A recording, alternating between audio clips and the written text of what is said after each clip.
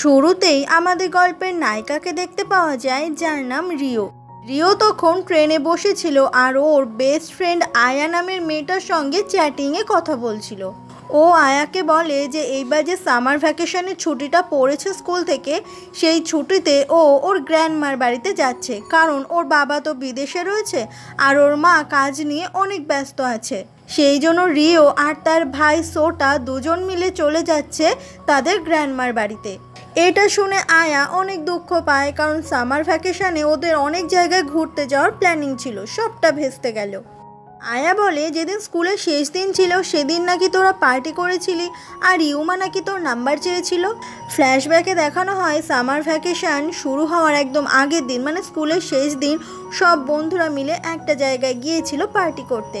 সেখানে রিও সবার সঙ্গে অনেক গল্প করতে থাকে, অনেক মজাও করতে থাকে। স্কুলে বেশিরভাগ ছেলেমেয়েরাই রিওকে অনেক পছন্দ করে, কারণ রিও সবার সঙ্গে খুব ভালো করে মিশতে জানে আর রিও খুব সুন্দর দেখতে। আর ওখানেই সবার মধ্যে বসেছিল ইউমা নামে এই ছেলেটা, যে রিওকে মনে মনে অনেক পছন্দ করে। পার্টি চলাকালীন রিও সে পার্টি থেকে বেরিয়ে যায়, কারণ ওর ভাইকে স্কুল থেকে আনতে হবে।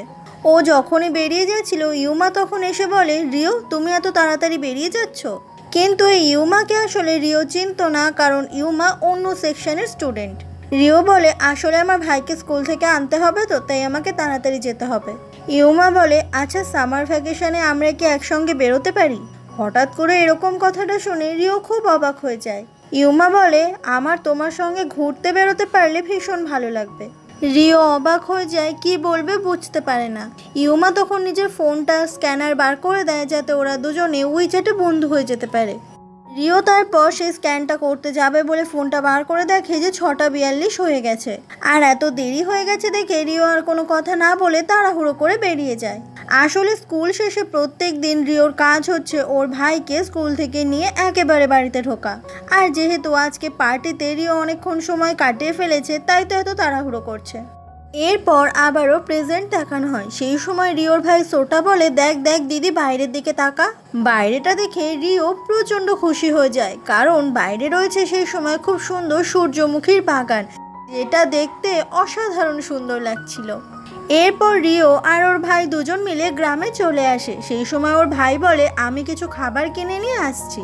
রিও তখন চারিদিকটা একা একাই ঘুরছিল আর দেখতে থাকে কি কি আছে, কারণ অনেক বছর পর ও আবারও এই গ্রামে এসেছে। রিও তখন দেখতে পায় যে ওখানে গাছে একটা ঝিঝি পোকা বসে রয়েছে। রিও তখন ওটাকে খপাত করে ধরে ফেলে। এই সময় রাস্তাতে একটা ছেলে দাঁড়িয়েছিল, আর এটাই হচ্ছে আমাদের গল্পের নায়ক, যার নাম গিঞ্জো। গিঞ্জো বলে, আচ্ছা তুমি কি পোকামাকড় ভালোবাসো?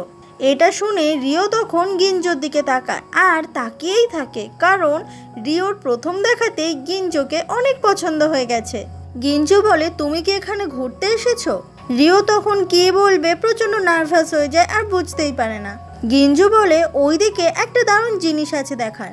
তারপরেই খুব সুন্দর একটা নদী দেখতে পাওয়া যায়, আর সেই জায়গাটা খুব সুন্দর দেখতে ছিল। গিঞ্জো রিওকে নিয়ে এখানেই এসেছে এই সুন্দর দৃশ্যটা দেখানোর জন্য। গিঞ্জো বলে, আমি জানতাম তোমার এটা ভালো লাগবে, তাই তো তোমাকে এখানে নিয়ে এসেছি। এরপর ওখান থেকে উঠে আসার জন্য গিঞ্জো হাতটা বাড়িয়ে দেয় রিওর দিকে। আর রিও যখন গিঞ্জোর হাতটা ধরে তখন ওর খুব লজ্জা করছিল, আর তারপর গিঞ্জোর হাত ধরেই ওখান থেকে রিও উঠে আসে। ওখান থেকে ওরা দুজনে যখন চলে আসে, রিও গিঞ্জোকে থ্যাংক ইউ জানায়। গিঞ্জো তখন একটা কার্ড রিওর দিকে এগিয়ে দেয় আর বলে, এটা আমার লিকার শপের কার্ড। তোমার যদি কখনো মনে হয় আমার লিকার শপে আসবে, তো এই অ্যাড্রেসে চলে এসো। এরপর কার্ডটা দিয়ে গিঞ্জো ওখান থেকে চলে যায়। আর গিঞ্জোর থেকে এই কার্ড পেয়ে ও তো দারুণ খুশি যে গিঞ্জোর অ্যাড্রেস পেয়ে গেছে ও। কিন্তু তারপরে ওর মনে হলো যে গিঞ্জোর নামটা জিজ্ঞাসা করতেই তো ভুলে গেছে। রিও যে জায়গাটাতে এসেছে, এই জায়গাটা কিন্তু ভীষণ সুন্দর দেখতে ছিল। এরপরে রিও আর ওর ভাই সোটা দুজন মিলে চলে আসে ওর গ্র্যান্ডমার কাছে। ওর গ্র্যান্ডমা অনেকক্ষণ থেকেই ওদের জন্য অপেক্ষা করছিল। অনেক বছর পর গ্র্যান্ডমার বাড়িতে এসে রিও খুব খুশি হয়েছে। এরপর রিও যখন গ্র্যান্ডমার বাড়িতে ঢোকে, সেই সময় ওকে ওয়েলকাম জানায়, আর সেটা অন্য কেউ নয়, গিঞ্জো।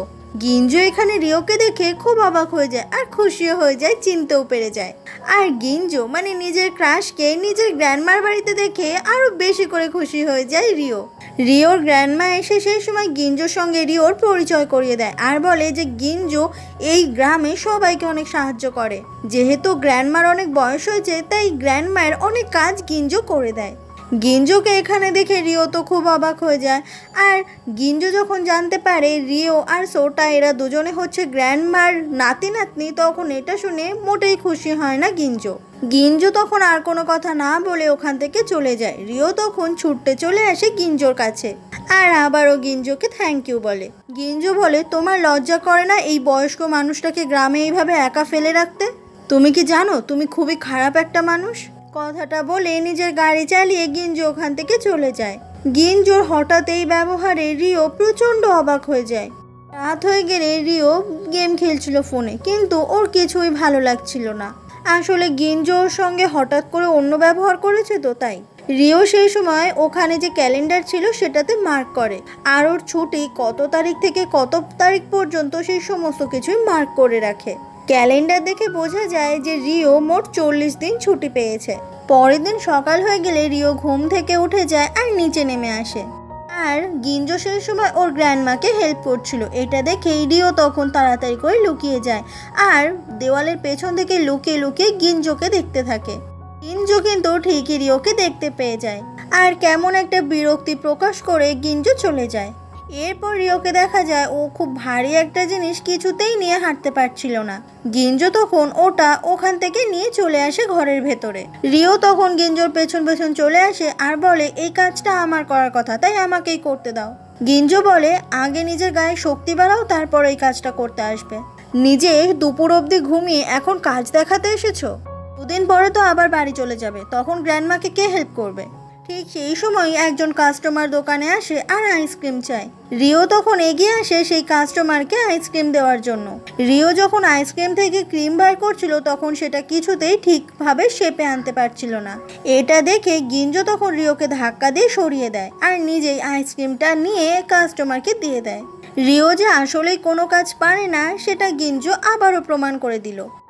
এরপর রিওকে দেখা যায় ও বাড়ির কিছু কাজবাজ করছিল সেই সময়। তারপর যখন দোকানের কাছে আসে ও দেখতে পায় গিঞ্জোকে অনেকগুলো মেয়ে ঘিরে ধরেছে আর গিঞ্জো তখন মেয়েগুলোকে ওর লিকার শপে যে কার্ড ছিল সেই কার্ডগুলো দিচ্ছিল। এটা দেখে রিও খুব অবাক হয়ে যায়। আসলে রিও ভেবেছিল যে গিঞ্জো হয়তো রিওকে পছন্দ করেছিল তাই সেই কার্ডটা ওকে দিয়েছিল, কিন্তু এখন প্রমাণ হচ্ছে গিঞ্জো ওর দোকানের কার্ড সবাইকে দেয়, তার মানে রিও তেমন কোনো স্পেশাল কেউ ছিল না। আর সেই সময় রিওর হাতে যতগুলো জিনিস ছিল সব নিচে পড়ে যায়। গিঞ্জো বলে, তোমাকে আমি একটা কথা খুব ভালো করে বলছি, যেটা করতে পারো না সেটা করতে এসো না। এইসব করে গ্র্যান্ডমাকে আরো বেশি করে বিপদে ফেলছো। রিওর তখন অনেক কষ্ট হচ্ছিল। রিও বলে, তুমি খুব খারাপ একটা মানুষ। কথাটা শুনে অবাক হয়ে গিঞ্জো ওর দিকে তাকায়। রিও বলে, আমি তো কাজ শেখার চেষ্টা করছি, তবু তুমি কেন খারাপ ব্যবহার করছো? কথাটা বলে খুব মন খারাপ করে রিও ওখান থেকে চলে যায়। রিও তারপর সাইকেল নিয়ে বেরিয়ে পড়ে, কারণ ওখানে থাকতে ওর আর একটু ইচ্ছে করছে না। সেই সময় রিওর সাইকেলটা একটা গাছের ডালের ওপর উঠে যায় আর রিও বুঝতে না পেরে ওখান থেকে খাদ বেয়ে সোজা নেমে যায়। কিছুক্ষণ পরে দেখা যায় যে রিও সাইকেলটা গাছে আটকে গেছে আর রিও খাদের অনেক নিচে পড়ে আছে। রিও যখন ওখান থেকে ওঠে ও দেখতে পায় যে সূর্য ডুবে গেছে আর অন্ধকার হয়ে আসছে। এসব দেখে রিও তো আরো বেশি করে ভয় পেয়ে যায়। এরপর পুরো অন্ধকার হয়ে যায় আর রিও ওপরে আসার চেষ্টা করে, কিন্তু ওর গা হাত পায়ে এত ব্যথা লেগেছে যে ও আর হাঁটতে পারে না। ফোনটা বার করে দেখে যে ফোনেও কোনো সিগন্যাল নেই, এবার যে কাউকে ফোন করে ডাকবে সেটাও ও করতে পারছে না।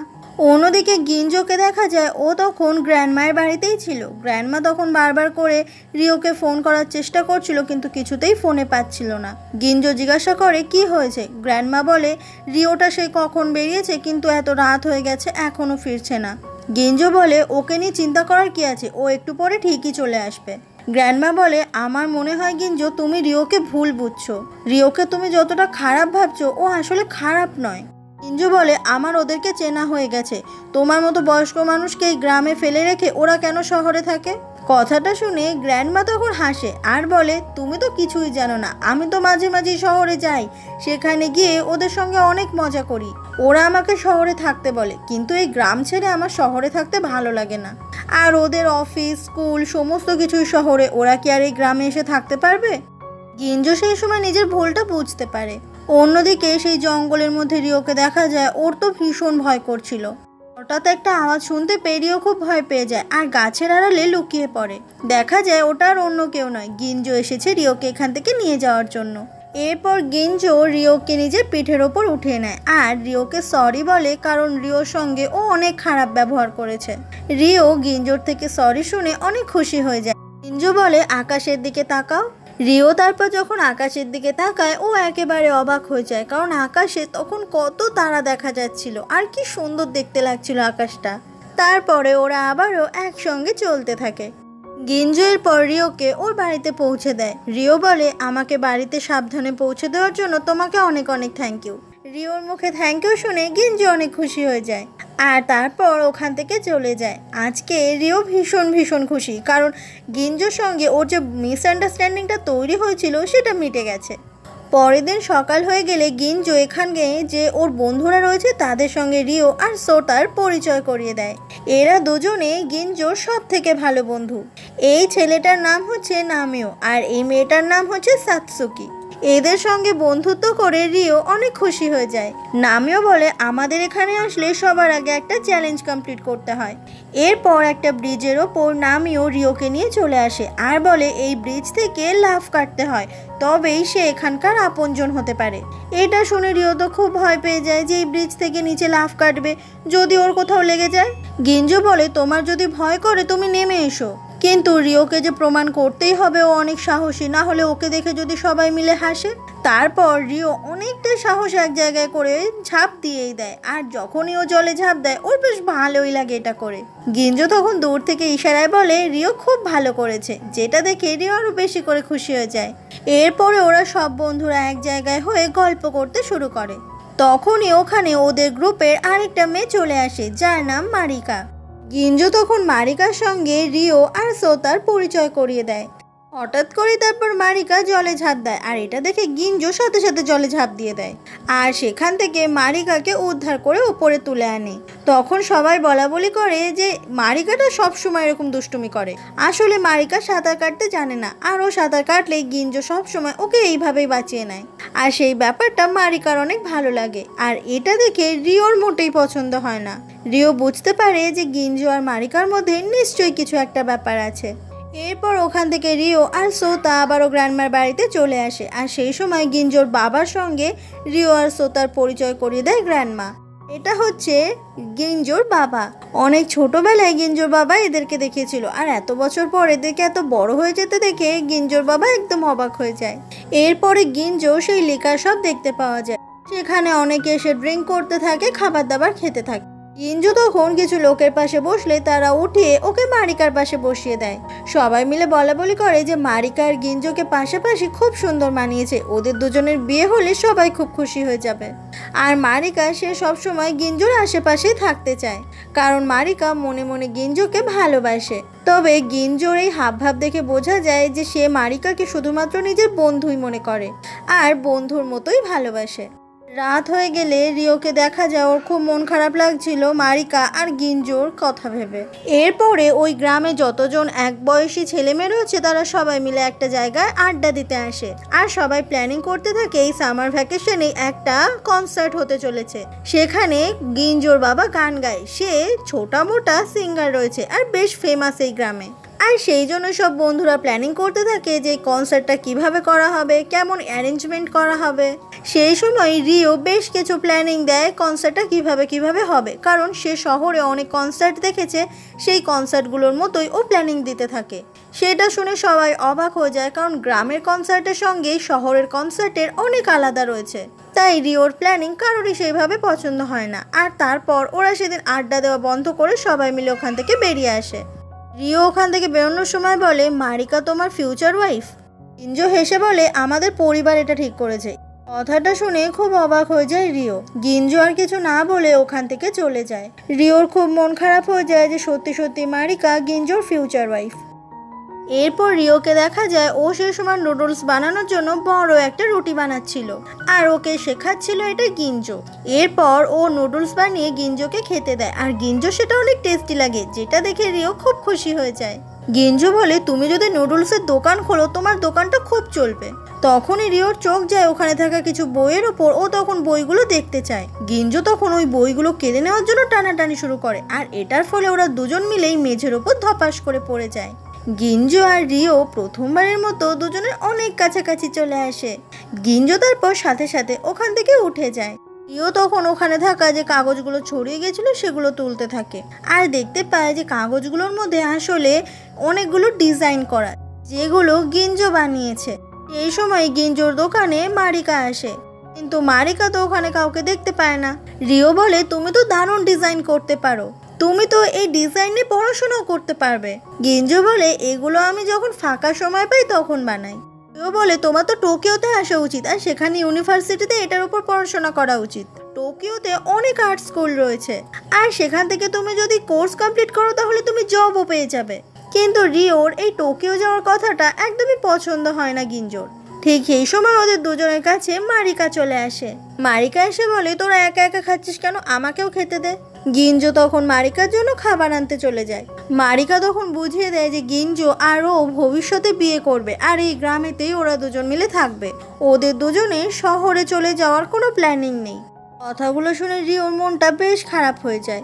রাত হয়ে গেলে রিও ওর গ্র্যান্ডমার সঙ্গে গল্প করতে বসে। গ্র্যান্ডমা তখন বলে যে গিঞ্জো প্রচণ্ড ভালো ছেলে, এই গ্রামে যখনই যার যে কোনো অসুবিধা হয় না কেন গিঞ্জো সেখানেই হাজির হয়ে যায় আর তাদের সমস্ত সমস্যার সমাধান করে দেয়। তাই গিঞ্জোর এই গ্রামে থাকাটা খুব দরকার। এই গ্রাম থেকে গিঞ্জো চলে গেলে অনেকগুলো মানুষের অসুবিধা হবে।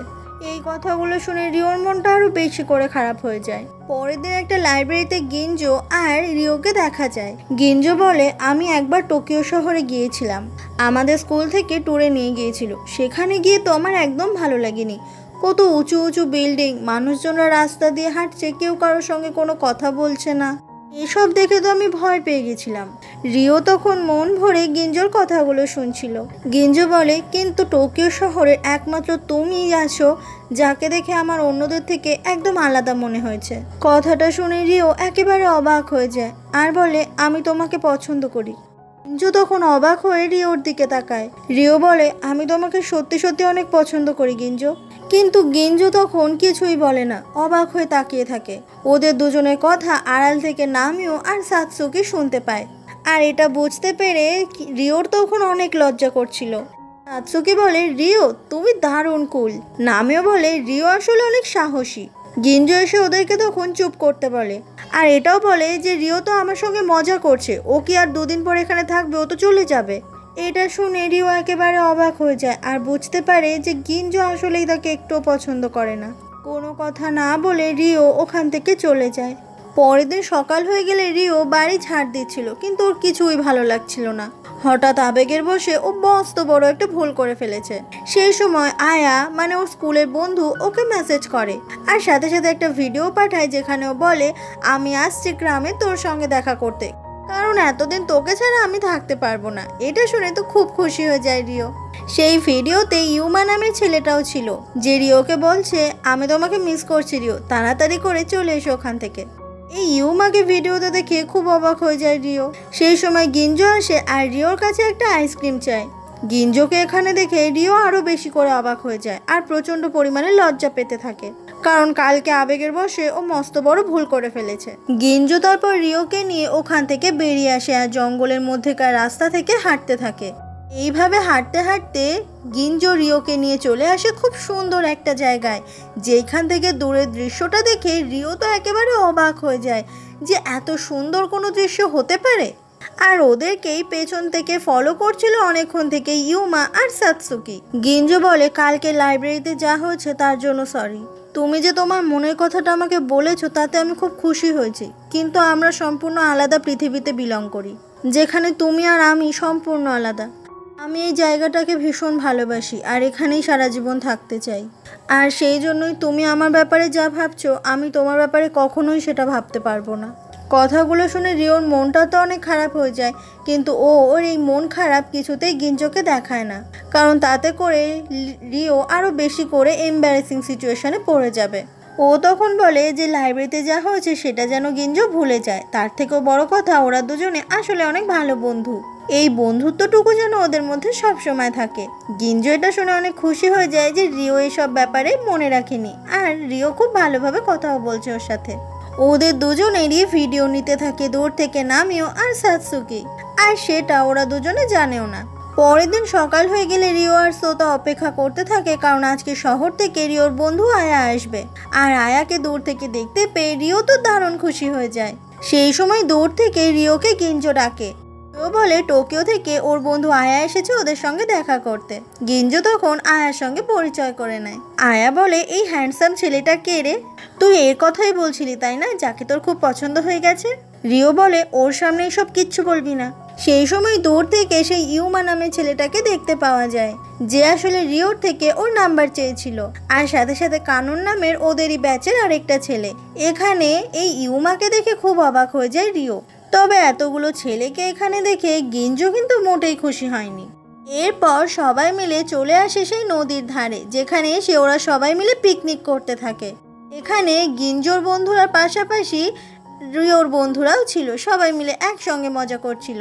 ইউমা রিওকে ডেকে নিয়ে ওকে একটু বেশি বেশি করে খাবার দিচ্ছিল, আর দূর থেকে এগুলো দাঁড়িয়ে দেখে গিঞ্জো। ইউমা বলে সে শহর থেকে এত দূরে এসেছে শুধুমাত্র রিওর সঙ্গে দেখা করতে, যেটা শুনে গিঞ্জো মোটেই খুশি হয় না। এরপর গিঞ্জো মন খারাপ করে সবার থেকে দূরে চলে আসে আর ছবি তুলতে থাকে। সেই সময় রিও গিঞ্জোর কাছে আসে কথা বলতে, কিন্তু গিঞ্জো একটু রাগ দেখিয়ে দেখিয়ে রিওর সঙ্গে কথা বলতে থাকে, কিন্তু রিও তো বুঝতে পারে না গিঞ্জো হঠাৎ করে কেন রাগ দেখাচ্ছে। সেই সময় ইউমা রিওকে ডাকে আর বলে, চলো আমরা ঘুরে আসি। এরপর ইউমা রিওকে নিয়ে ওখান থেকে চলে যায়, যেটা দেখে আরো বেশি করে রেগে যায় গিঞ্জো। রিও আর ইউমা ওরা চলে আসে সেই ব্রিজটার ওপর। ইউমা বলে, আচ্ছা গিঞ্জো কি তোমার অনেক ভালো বন্ধু? রিও বলে, ওরকমই ভাবতে পারো। ইউমা তখন গিঞ্জোর ব্যাপারে রিওর কাছে অনেক কিছু জিজ্ঞাসা করে, যে কিভাবে দেখা হয়েছে, কোথায় কোথায় ওরা ঘুরতে গেছে, সমস্ত কিছু। রিও অবাক হয়ে যায় যে ইউমা এত কিছু কেন জানতে চাইছে। ইউমা বলে, রিও তুমি কি আমার সঙ্গে ঘুরতে বেরোবে? রিও তো খুব অবাক হয়ে যায় আর কি বলবে বুঝতে পারে না। এরপর সেই নামিও নামের ছেলেটা সবাইকে ওখানে ডাকে আর বলে যে আজকে শহরের সঙ্গে গ্রামের একটা চ্যালেঞ্জ হবে, একটা সাঁতার প্রতিযোগিতা হবে, দেখা যাক শহরের ছেলে যেতে নাকি গ্রামের ছেলে। নামিও সেই সময় গিঞ্জোকে সিলেক্ট করে। এটা শুনে ইউমা রাজি হয়ে যায় গিঞ্জোর সঙ্গে কম্পিটিশন করবে বলে, কারণ ইউমাও এখন প্রমাণ করতে চাইছে যে সে গিঞ্জোর থেকে বেটার। ইউমা বলে, আমি রিওকে প্রপোজ করেছি আর ও মনে হচ্ছে রাজি হয়ে যাবে, তাই আমি আশা করব তুমি রিওর থেকে দূরে থাকবে। সেই সময় হঠাৎ করে গিঞ্জো একটা কাঁচের ওপর পা ফেলে দেয়, আর কাঁচটাও গিঞ্জোর পায়ে ঢুকে যায়। তারপরে দুজন মিলে একসঙ্গে জলে ঝাঁপ দেয় আর দুজনই দুজনকে হারানোর ভীষণ করে চেষ্টা করে, কিন্তু দেখা যায় যে দুজনে একদম সেম টাইমে পয়েন্ট টাচ করেছে, মানে কেউই কাউকে হারাতে পারেনি। রিও তখন দেখে যে গিঞ্জো একটু খুঁড়িয়ে খুঁড়িয়ে হাঁটছে। এরপর গিঞ্জো জঙ্গলের মধ্যে চলে আসে আর নিজের পায়ে ওই কাঁচ ফুটে গেছে সেটা দেখতে থাকে। সেই সময় ওখানে রিও চলে আসে আর একটা রুমাল গিঞ্জোর পায়ে বেঁধে দেয়। গিঞ্জো সেই সময় রিওকে থ্যাংক ইউ বলে। সেই সময় ইউমা আবারও রিওকে ডাকে। রিও যখন ওখান থেকে উঠতে যাবে গিঞ্জো ওর হাতটা ধরে। গিঞ্জো বলে, তুমি নাকি আমায় পছন্দ করো, কথাটা বলে বাকিটা আর বলে না। আসলে গিঞ্জো এটাই বলার চেষ্টা করছিল যে তুমি নাকি আমায় পছন্দ করো, আর এদিকে ইউমা তোমাকে প্রপোজ করছে, তাতে তুমি প্রায় রাজি হয়ে যাচ্ছ। গিঞ্জো চুপ করে গেছে দেখে রিও বলে, কিন্তু তুমি তো আমাকে পছন্দ করো না। কথাটা বলে রিও ওখান থেকে চলে যায় আর গিঞ্জো ওখানেই মন খারাপ করে বসে থাকে। ক্যালেন্ডার দেখা যায় যে রিওর ছুটির দিন কিন্তু আস্তে আস্তে কমে আসছে। পরের দিন সকালে আয়া রিওকে গুড বাই জানাচ্ছে, কারণ আজকে ওরা আবারও টোকিও শহরে ফিরে যাচ্ছে। ইউমা নিজের ফোনটা বের করে বলে, এবার কি আমি তোমার নাম্বার পেতে পারি? রিও তাতে রাজি হয়ে যায় আর নিজের নাম্বারটা শেয়ার করে দেয় ইউমাকে। দূর থেকে গিঞ্জো কিন্তু দাঁড়িয়ে দাঁড়িয়ে সমস্ত কিছুই দেখছিল। তারপর ওরা সবাই মিলে ওখান থেকে চলে যায় আর একে একে যে যার মতো এরাও ফিরে আসতে থাকে। গিঞ্জো দেখে যে ওকে রিও একটু ইগনোর করছে আর ওর দিকে তাকাচ্ছেও না, যেটা দেখে গিঞ্জোর মনটা খারাপ হয়ে যায়। আর এসবের পরে ওর তো আর কোনো কাজে মনও বসছে না। সেদিনই টোকিও শহর থেকে রিওর মা ফুনামি আসে। যেহেতু তার ছেলেমেয়েরা তার মায়ের কাছে আছে, তাই একটু দেখা করতে এসেছে। সেই সময় ওখানে গিঞ্জো আসে, আর রিওর মা বলে গিঞ্জো কত বড় হয়ে গেছে আর সাথে সাথে কত কিউট হয়ে গেছে। সেই সময়ই একটা অফিস থেকে আর্জেন্ট কল আসলে ওখান থেকে চলে যায় ফুনামি। রিওর মায়ের কাজ হচ্ছে কোনো কোম্পানি বা ব্র্যান্ডের বা কোনো পোস্টারের লোগো তৈরি করা, মানে সেগুলোর ডিজাইন করা আর কি। আর এই ডিজাইনের ব্যাপারটা তো প্রচণ্ড পরিমাণে ইন্টারেস্টিং লাগে গিঞ্জোর, তাই ও ল্যাপটপের দিকে অবাক হয়ে তাকিয়ে থাকে, যে ব্যাপারটা রিও লক্ষ্য করে। গিঞ্জো রিওর মায়ের কাছে জিজ্ঞাসা করে যে এই জিনিসগুলো করতে গেলে গিঞ্জোকে কি করতে হবে। রিওর মা বলে তুমি ইন্টারেস্টেড। গিঞ্জো তখন হেসে কথাটা উড়িয়ে দেয়। তবে রিও তো জানে যে গিঞ্জো ডিজাইন করতে কতটা পছন্দ করে। সেদিনই ল্যাপটপ নিয়ে গিঞ্জো বসে পড়ে ডিজাইন বানাতে। ওর এটা করতে খুব ভালো লাগে। পরের দিন সেই গ্রামের ছেলেমেয়েরা আবারও সেই জায়গায় এক হয় আর বলে যে কনসার্টের একটা পোস্টার বানাতে হবে, যাতে দারুণ করে সেটা দেখতে লাগে। সেই সময় রিও বলে পোস্টার বানাবে গিঞ্জো। এটা শুনে গিঞ্জো তো একেবারে অবাক হয়ে যায়, কারণ প্রফেশনাল পোস্টার ও কোনোদিনও বানায়নি। সবাই মিলে তখন বলে যে হ্যাঁ, গিঞ্জো তো ডিজাইন জানে, তো ওই বানাবে। এরপর গিঞ্জো রিওকে বলতে থাকে যে সে এরকম পোস্টার আগে কখনো বানায়নি। রিও বলে তুমি চাইলেই করতে পারো, তুমি অনেক সুন্দর ডিজাইন জানো, তুমি যা যা ডিজাইন করেছো সেগুলো ভীষণ সুন্দর। রিও ওখানে থাকা একটা ডিজাইন নিয়ে দেখায়, দেখো তুমি কত সুন্দর ডিজাইন করেছো, এইভাবেই তুমি একটা সুন্দর পোস্টার বানিয়েও ফেলতে পারবে। গিঞ্জো বলে তুমি আমাকে যতটা ফ্যান্টাস্টিক ভাবো আমি অতটাও ফ্যান্টাস্টিক নই, তবুও তুমি বলছো যখন আমি চেষ্টা করব। রিও বলে তুমি নিশ্চয়ই পারবে। আচ্ছা, কালকে কি তুমি ফ্রি আছো? কালকে তো সামার ফেস্টিভ্যাল রয়েছে, আমরা একসঙ্গে যেতেই পারি। গিঞ্জো দেখে ও রিওর অনেক কাছাকাছি চলে এসেছে, তাড়াতাড়ি করে পেছনে সরে যায়। রিও বলে হ্যাঁ ঠিক আছে, আমি যাব। এরপর রিওর মা ফুনামি রিওকে ট্র্যাডিশনাল ড্রেস পরিয়ে দেয়। সামারে জাপানে এই ফেস্টিভ্যালটা ভীষণ ফেমাস। সেখানে প্রত্যেকটা ছেলে মেয়েরা ট্র্যাডিশনাল জামা কাপড় পরে এই দিনটা ঘুরে বেড়ায়। এরপর সেই সামার ফেস্টিভ্যাল দেখা যায়, যেখানে রিও আর গিঞ্জো ট্র্যাডিশনাল ড্রেস পরে ঘুরতে বেরিয়েছে। রিও তো দারুণ খুশি গিঞ্জোর সঙ্গে ঘুরতে পারছে। সেখানে রিও আর গিঞ্জো দুজন মিলে একটা মাছ ধরে। প্রথমে রিও এটা ধরতে পারছিল না, গিঞ্জো হেল্প করে ওকে। রিও তারপর ওই মাছটাই কিনে নিয়ে ফিরছিল, কিন্তু হঠাৎ করেই পেছনে তাকিয়ে দেখে যে গিঞ্জো ওখানে আর নেই। এই ভিড়ের মধ্যে চারিদিকে রিও তখন গিঞ্জোকে খুঁজে বেড়াতে থাকে, বারবার করে ফোনও করতে থাকে, কিন্তু ফোনেও পায় না। রিও তো বেশ চিন্তায় পড়ে যায় যে গিঞ্জোকে কোনোভাবেই খুঁজে পাচ্ছে না ও। এরপর রিও সেই ফেস্টিভ্যাল থেকে বেরিয়ে যায়, আর তখনই গিঞ্জোর সঙ্গে ওর দেখা হয়ে যায়। রিও বলে আমি তোমাকে কতক্ষণ ধরে খুঁজেছি। গিঞ্জো তখন সরি বলে, আর কি করবে। তারপরে ওরা দুজনে ওখানে দাঁড়িয়ে একসাথে গল্প করতে থাকে। অন্যদিকে রিওর মাকে দেখতে পাওয়া যায়, মানে ফুনামি, আর সাথে সাথে গিঞ্জোর বাবা। ফুনামি আর গিঞ্জোর বাবা একই স্কুলে পড়াশোনা করত, আর স্কুলে পড়াশোনা চলাকালীন ওদের দুজনের মধ্যে প্রেমও ছিল। কিন্তু ফুনামি মানে রিওর মা সবসময় চেয়ে এসেছে এই গ্রাম থেকে বেরোতে, শহরে গিয়ে নিজের বাড়ি বানাতে, বড় চাকরি করতে। আর সেই জন্যই ফুনামির সঙ্গে গিঞ্জোর বাবার ব্রেকআপ হয়ে যায়। গিঞ্জোর বাবা সবসময় গিঞ্জোর মতোই চেয়েছিল এই গ্রামেতেই সারা জীবন থাকবে, আর দুজনের এই ডিসিশন মিলছিল না বলেই দুজনের মধ্যে সম্পর্ক শেষ হয়ে গিয়েছিল। অন্যদিকে গিঞ্জো আর রিওকে দেখা যায় ওরা দুজন মিলে অন্ধকারে বসে আকাশে বাজি ফোটানো দেখছিল, কারণ সামার ফেস্টিভ্যালে এই বাজি ফোটানোটাই আসল মূল আকর্ষণ থাকে। ওরা দুজন মিলে এই অদ্ভুত সুন্দর দৃশ্যটাই একসাথে দেখতে থাকে। সবকিছুর পরে রিও বলে আমি তোমাকে খুব ভালোবেসে ফেলেছি গিঞ্জো, আর তোমার সঙ্গেই থাকতে চাই। কথাটা শুনে গিঞ্জো থমকে যায় আর বলে সামার ভ্যাকেশন শেষ হয়ে গেলে তুমি তো আবার টোকিও শহরে ফিরে যাবে, তখন তো আমাদের আর কোনোদিনও দেখা হবে না। এরপর গিঞ্জো রিওর হাতটা ধরে আর ওখান থেকে বাড়ির দিকে নিয়ে চলে যায়। পরের দিন মারিকাকে সেই লিকার শপে বসে থাকতে দেখা যায়। সেই সময় কথায় কথায় গিঞ্জো বলে যে কালকে সামার ফেস্টিভ্যালে ও আসলে রিওর সঙ্গে ঘুরতে বেরিয়েছিল। এটা শুনে মারিকা একদম খুশি হয় না। মারিকা বলে আচ্ছা তুমি টোকিও শহরে চলে যাবে না তো? গিঞ্জো বলে অবশ্যই নয়। কথাটা বলে ওখান থেকে গিঞ্জো বেরিয়ে আসে। আর অন্যদিকে সেই গ্র্যান্ডমার বাড়ি দেখা যায় আজকে ফুনামি আবারও শহরে চলে যাবে, কারণ ওর অফিসের অনেক কাজ আছে। রিওর মা ফুনামি সেই সময় গিঞ্জোকে তার বিজনেস কার্ডটা দিয়ে দেয় আর বলে যদি তোমার কখনো মনে হয় আমাকে তোমার দরকার, তাহলে তুমি আমার কাছে আসতে পারো। তারপরে রিওর মা ওখান থেকে চলে যায়। আর এরপর সবাই মিলে ঘরে চলে যায়। রিও ঘরে এসে মন খারাপ করে বসেছিল। ঠিক সেই সময় গিঞ্জো মাছের খাবার নিয়ে চলে আসে আর কিছু না বলে ওখান থেকে তারপর চলেও যায়। রিও সেই সময় তাড়াতাড়ি করে দৌড়ে নিচে নেমে আসে আর গিঞ্জোকে ডাকে। রিও বলে, আমার মনে হয় কিঞ্জো অনেক খুশি হবে।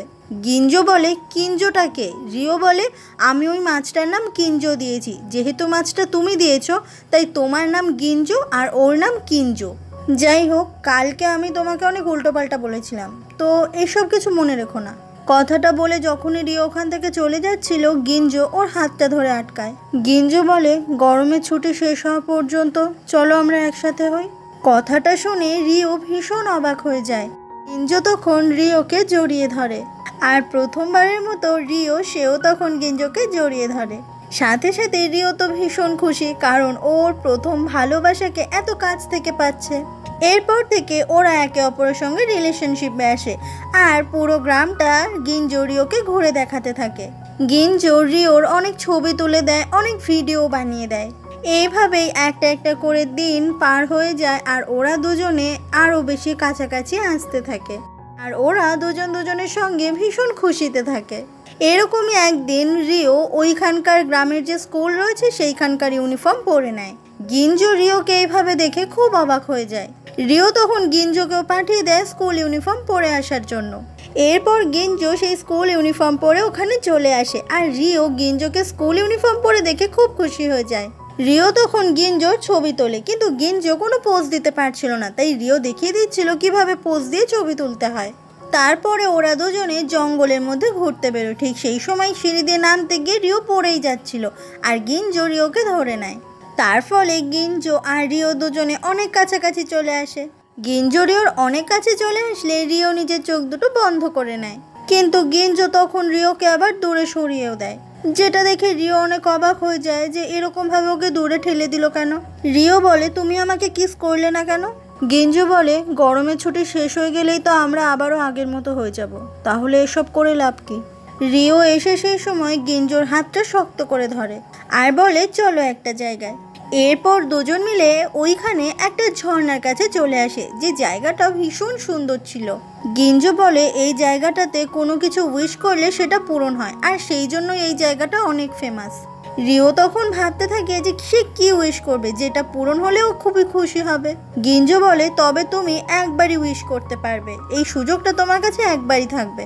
গিঞ্জো তখন উইশ করে আর বলে, আমার উইশটা রিও পাক। এটা শুনে রিও অবাক হয়ে যায়। গিঞ্জো বলে, এবার তুমি দুটো উইশ করতে পারবে, একটা আমার হয়ে আর একটা তোমার নিজের হয়ে। রিও তখন উইশ করে যে গিঞ্জোর সমস্ত স্বপ্ন যেন একদিন সত্যি হয়। গিঞ্জো বলে, তাহলে তোমার আরেকটা উইশ কোনটা? রিও তখন কিছুক্ষণ ভাবে আর বলে, সেটা তো আমি তোমাকে বলবো না। এরপর রিও আর গিঞ্জো দুজন মিলে দৌড়ে দৌড়ে গিঞ্জো যে স্কুলে পড়ে সেখানে চলে আসে। গিঞ্জো তখন রিওকে নিয়ে সেই ক্লাসরুমের দিকেই আসছিল যে ক্লাসরুমে ও পড়াশোনা করে। এরপরে ওরা দুজনে সেই ক্লাসরুমের ভেতরে চলে আসে। রিও তখন একটা ছোট্ট কাগজে কিছু একটা লিখছিল আর সেটা গিঞ্জোকে লুকিয়ে লুকিয়ে, আর লেখাটা হয়ে গেলে ডেস্কের নিচে ফাঁকা জায়গায় রিওটা রেখে দেয়। আর রিও ওখানে কী লিখেছে সেটা আমরা আর কিছুক্ষণ পরেই জানতে পারবো। গিঞ্জো এরপরে সে রিওর পাশের ডেস্কে বসে পড়ে। গিঞ্জো বলে, তোমাকে এই ইউনিফর্মটা পরে ভীষণ কিউট লাগছে। রিও বলে, কিন্তু এটা আমার ইউনিফর্ম নয়। গিঞ্জো নিজের হাতটা রিওর দিকে বাড়িয়ে দেয় আর রিও গিঞ্জোর হাতটা ধরার জন্য নিজের ডেস্কটা গিঞ্জোর অনেক কাছে নিয়ে আসে আর তারপরে দুজন দুজনের হাতটা খুব শক্ত করে ধরে রাখে।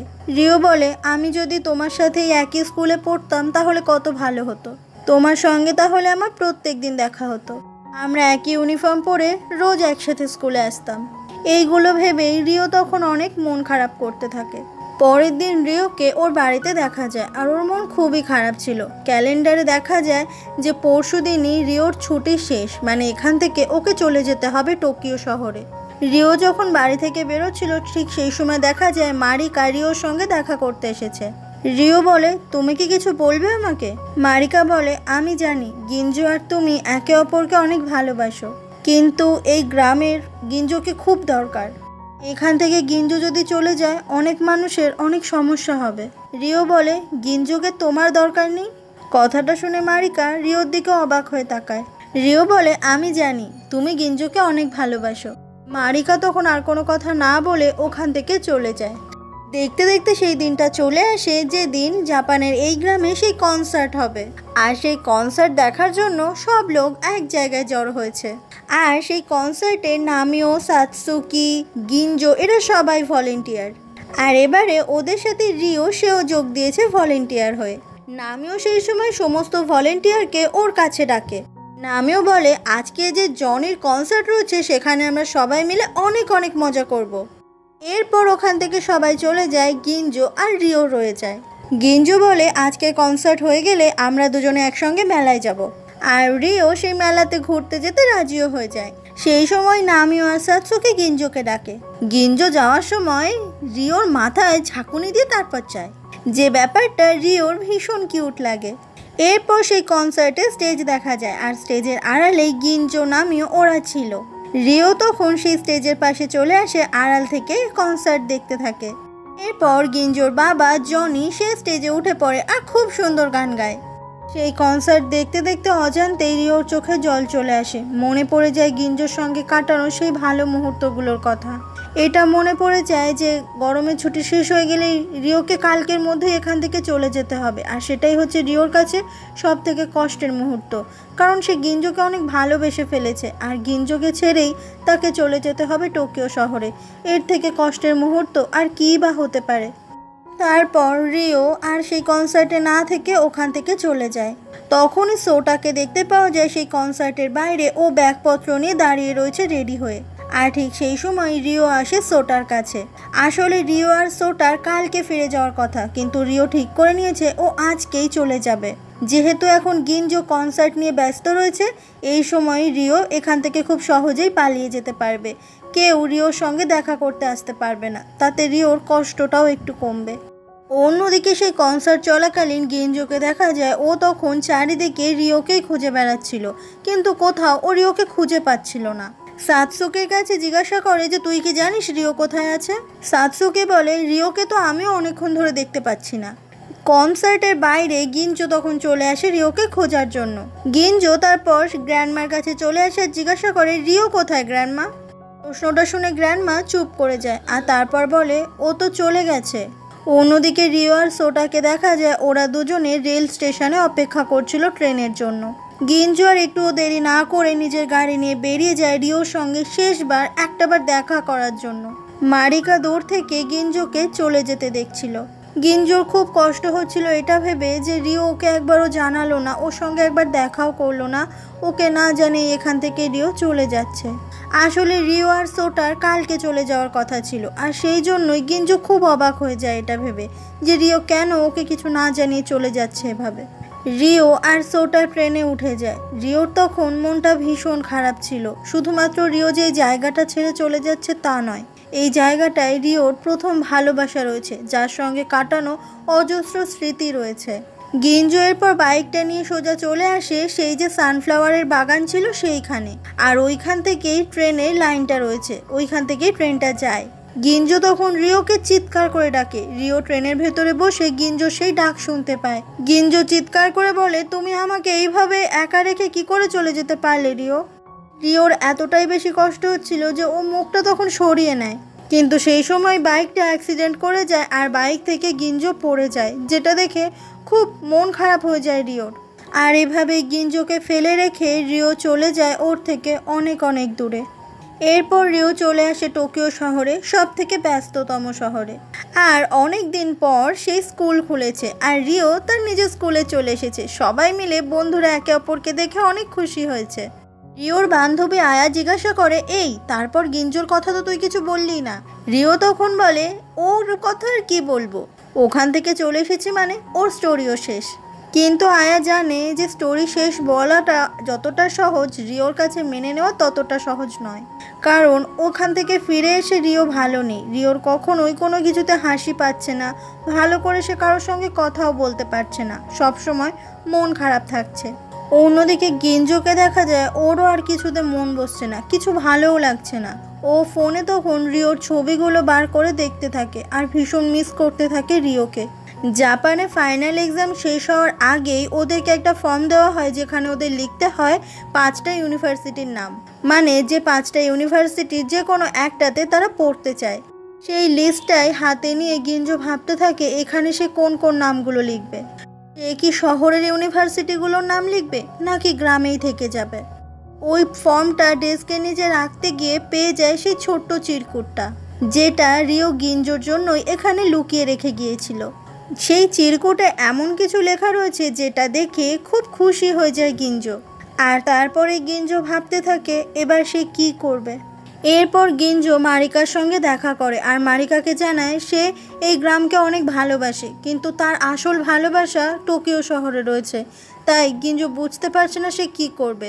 মারিকা বলে আমার মনে হয় তোর মন যেটা চাইছে সেটাই করা উচিত। তোর যদি টোকিও শহরে গিয়ে রিওর সঙ্গে থাকতে ইচ্ছে করে তাহলে তুই সেটাই কর, আমি তোর পাশে সব সময় আছি। এরপর একদিন স্কুল ছুটি শেষে রিওকে স্কুল থেকে বেরোতে দেখা যায়। ঠিক সেই সময় ইউমা ওকে ডাকে।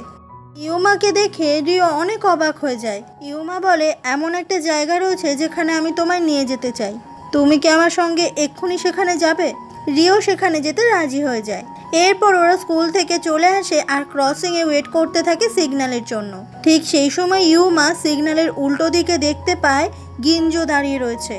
এটা দেখে ইউমা খুব অবাক হয়ে যায় আর ইউমা কিছুতেই চায় না রিও আর গিঞ্জো এক হোক। সেই জন্য ইউমা রিওকে বলে চলো আমরা ওই দিক দিয়ে যাই। এরপর ইউমা রিওকে নিয়ে উল্টো দিকে রাস্তা দিয়ে হাঁটতে থাকে আর অন্যদিকে দেখা যায় গিঞ্জো সেই সময় রাস্তা ক্রসিং করে এদিকেই আসছিল। গিঞ্জো রিওর সঙ্গে দেখা না করে আগে রিওর মা ফুনামির সঙ্গে দেখা করে আর ফুনামিকে নিজের বানানো যে ডিজাইনগুলো রয়েছে সেইগুলো দেখায়।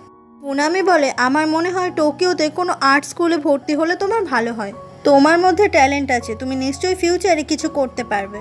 কথাটা শুনে খুব খুশি হয়ে যায় গিঞ্জো। রিওর মা বলে আচ্ছা তুমি কি রিওকে বলেছো তুমি টোকিও শহরে এসেছো। গিঞ্জো বলে প্লিজ আপনি এটা রিওকে বলবেন না, আমার খুব খারাপ লাগবে আমি যদি ইউনিভার্সিটিতে চান্স না পাই তাহলে আমি রিওর কাছে মুখ দেখাতে পারবো না। আমি আগে ইউনিভার্সিটিতে চান্স পাবো, তারপর আমি রিওকে বলবো সমস্ত কিছু। কথাটা শুনে ফুনামি খুব খুশি হয়।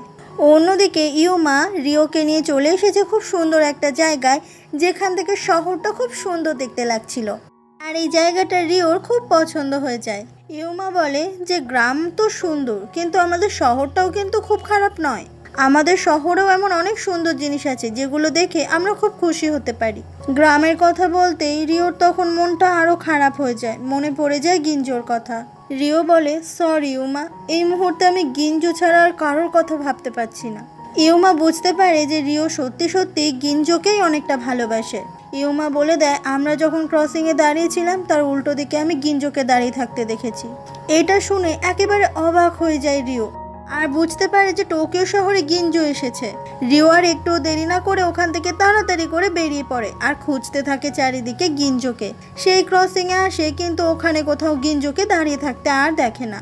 অন্যদিকে গিঞ্জোকে দেখা যায় ও তখন ট্রেন স্টেশনে অপেক্ষা করছিল ট্রেনের জন্য। গিঞ্জোর হাতে তখন সেই ছোট্ট চিরকুটটা ছিল যেটা আসলে ডেস্কের নিচে রিও রেখে এসেছিল। ওখানে লেখা রয়েছে যে আমার সেকেন্ড উইশ হলো আমি তোমাকে কিস করতে চাই। আর এটা দেখেই গিঞ্জো হেসেছিল। রিও তখন গিঞ্জোকে ফোন করে কিন্তু গিঞ্জো ফোনটা না ধরে সুইচ অফ করে দেয়। আর স্টেশনে সেই সময় ট্রেন চলে আসে। রিও যখন মন খারাপ করে ফিরছিল তখনই একটা দোকানে কিছু সানফ্লাওয়ারের দিকে ওর নজর যায়। ওর মনে পড়ে যায় সেই সানফ্লাওয়ার বাগানে ওর গিঞ্জোর সঙ্গে শেষ দেখা হয়েছিল। তারপর কি মনে হয় রিও আবারও ছুটতে থাকে বিভিন্ন রাস্তা ধরে। আসলে জাপানের টোকিও শহরে একটা গলি রয়েছে যেটা ভীষণ ফেমাস, সেই দেওয়ালে খুব সুন্দর সানফ্লাওয়ার আঁকা।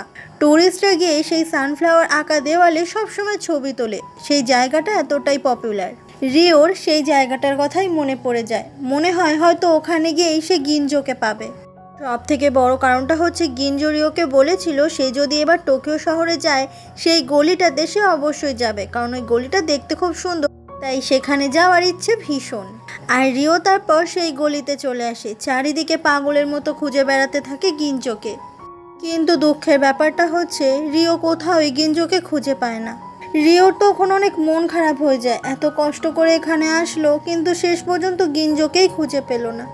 হঠাৎ করে রিও সেই সময় পেছনে তাকিয়ে দেখে যে গিঞ্জো দাঁড়িয়ে রয়েছে আর যাকে দেখে রিও খুব অবাক হয়ে যায়। গিঞ্জো বলে তুমি এখানে কেন?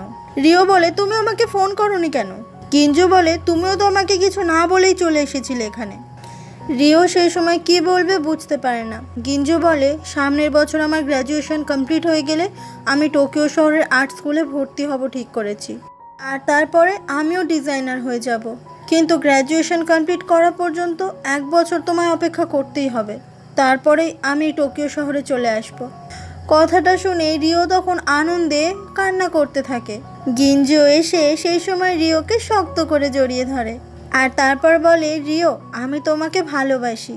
এই কথাটা গিঞ্জোর মুখে শোনার জন্য রিও কতদিন অপেক্ষা করেছে। রিও বলে, আমিও তোমাকে খুব ভালোবাসি। কথাটা বলে ও গিঞ্জোকে জড়িয়ে ধরে। গিঞ্জো তার ভালোবাসা পাওয়ার জন্য গ্রাম ছেড়ে শহরে আসার সিদ্ধান্ত নিয়েছে। এটার থেকে ভালো কিছু আর কী বা হতে পারে। আর তারপর রিওর সেই উইশ পূরণ করার জন্য গিঞ্জো রিওকে কিস করে। এটাই তো রিওর অনেক বড় একটা ইচ্ছে ছিল যে সে গিঞ্জোকে কিস করবে। আর এখানেই আমাদের আজকের এই কিউট গল্পটাই শেষ হয়ে যায়, যেখানে খুব সুন্দর একটা হ্যাপি এন্ডিং দেখিয়েছে।